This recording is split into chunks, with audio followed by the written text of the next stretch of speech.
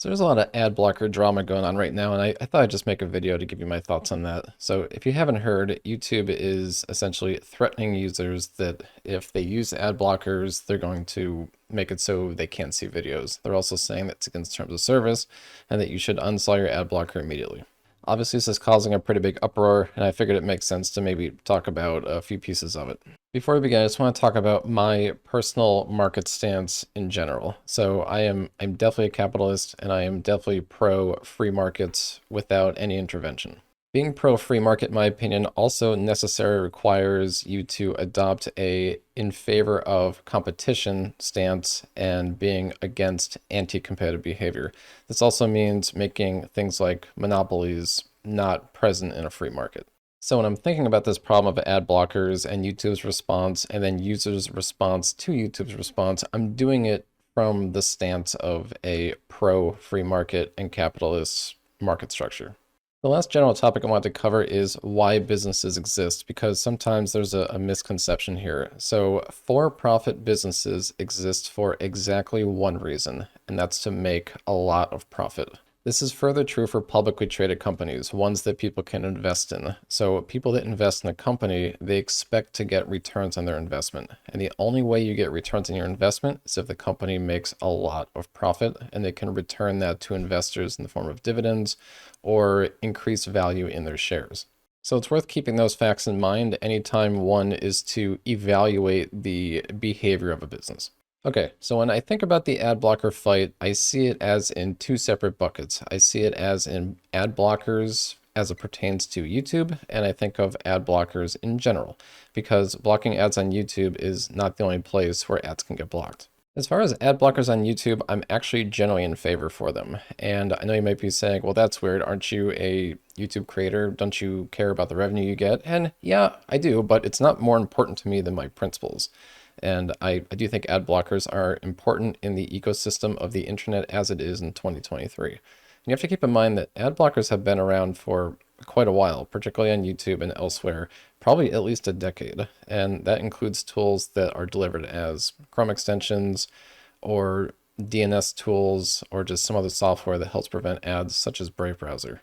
Principally, the reason I'm in favor of it is because a YouTube ad is not just an ad like maybe you'd see on TV. You're watching a show on cable and you see an advertisement. It's not like that. It is a hyper-targeted ad at you for some specific reason. And that's because Google, whether you are aware of it or not, tracks everything you do on the internet via cookies and other tools. And it's not a coincidence that if you're looking up shoes online, that you're going to get an ad on YouTube for shoes. In my mind, ads are just the vehicle to fully monetize your time online and all the tracking that companies are doing out of that. So if users like to block ads, I'm completely okay with it.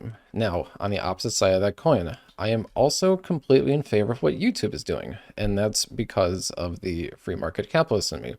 If YouTube wants to block people from using their software, if they detect an ad blocker, I don't see any problem with that. And of course, because I'm in favor of users using ad blockers and I'm in favor of YouTube blocking people for using ad blockers, I'm also then in favor of users creating even better tools to block ads.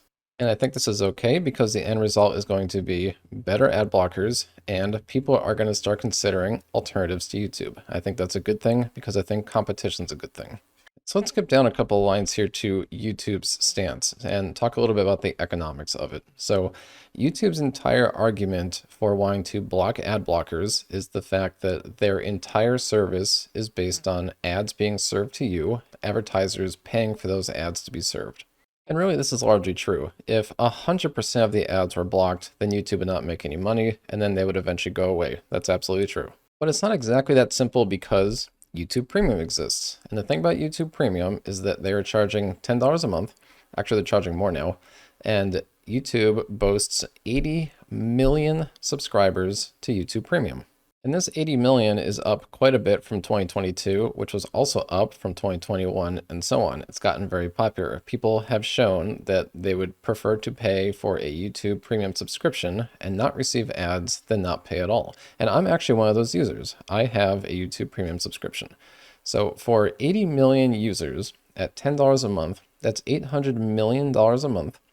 And after a year, that comes out to be what, 10 billion? YouTube's last reported gross revenue was $28 billion.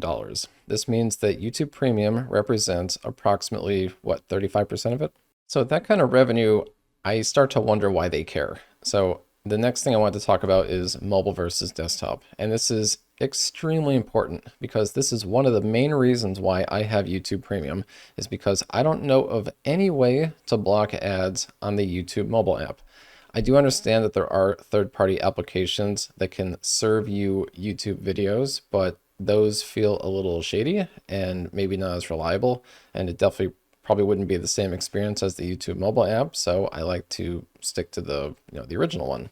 And I just don't like ads, and $10 a month is, I think, reasonable enough to not see it. I do watch a lot of stuff on YouTube that has nothing to do with the genre of stuff that I produce, but I do watch a lot, and so it is worth it to me, and I don't know of a way to block it on the app itself. Now, I don't know what percentage of people watch YouTube solely on their mobile device, but I have to imagine that it's higher than the percentage of people that watch it on desktop. So based on that fact alone, not only is 35% of their revenue coming from YouTube Premium, but everybody that watches videos on their mobile app is being served ads, or they have YouTube Premium.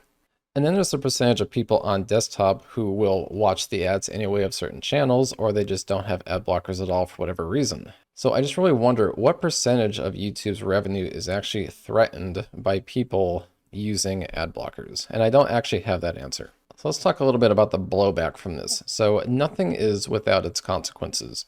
And from this particular action, the consequences are we're getting a lot better ad blocking software on the horizon.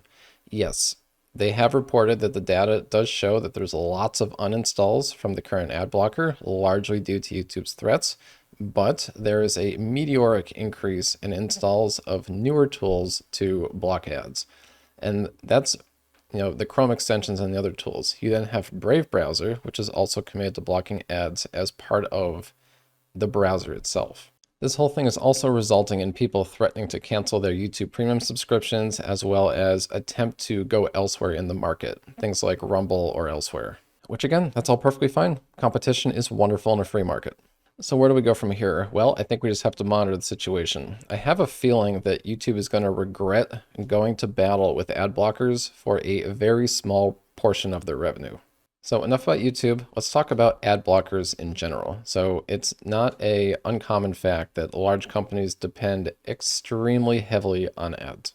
Virtually every social platform and media platform is entirely and completely funded by ads. Think of Facebook, Instagram, Snapchat, TikTok, whatever else. Because remember, at the end of the day, all these social media companies and media platforms, they are businesses that exist to make money. Take Instagram, for instance. So there is absolutely no monetization there. I don't think. Maybe it was a premium. I don't know. Let's just assume there's not. Everything on there is based on serving ads. Remember that Instagram does not primarily exist for your enjoyment. Instagram primarily exists to serve you ads and for Instagram to make money. And that's obviously a problem. This is especially a problem when all these companies are sharing data and tracking you across multiple websites. They can serve you very specific targeted ads that have a high probability that you'll at least check it out and possibly buy something. So as you probably imagined, companies that are majorly supported by ads are also the ones that are most vehemently against ad blockers. Ads in 2023 are extremely pervasive. Most people who have been on a social media platform, whether it's Facebook or X or anything else, you've probably came across some ad for some site that's advertising an article. Maybe it's like some clickbaity article like, Hollywood stars now and what they used to look like or something like that. And the whole point is just to get you to click on the article and keep your attention long enough to show you the maximum amount of ads. This is the articles where as soon as you click on it, you got like an ad on the right, on the left, on the top, and then you have a picture followed by an ad, followed by a picture, followed by an ad, and so on. Or it's a slideshow where it's like a picture, you go next, you get an ad, next you get the slideshow, next you get an ad, and so on. It's an awful experience, and it's just ultra pervasive. And the thing about this is the content doesn't have to be good. It's just lazy content just to get people to click there and just deliver the most amount of ads. Because from a business's perspective, if they are paying approximately, say, $1 per click, and then they're serving $2 in ads to the reader, well, they have a profitable business. And let's not forget about free-to-play games plus ads. This is possibly one of the worst. Every single game on the Play Store and the iTunes Store that is free pretty much has one of two things, either ads or in-app purchases.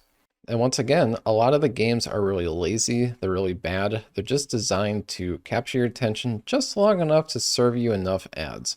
And some of them are extremely aggressive, like maybe you download a game that's some arcade brick breaker or whatever, and you play the game for a minute and then you're forced to watch a minute-long ad.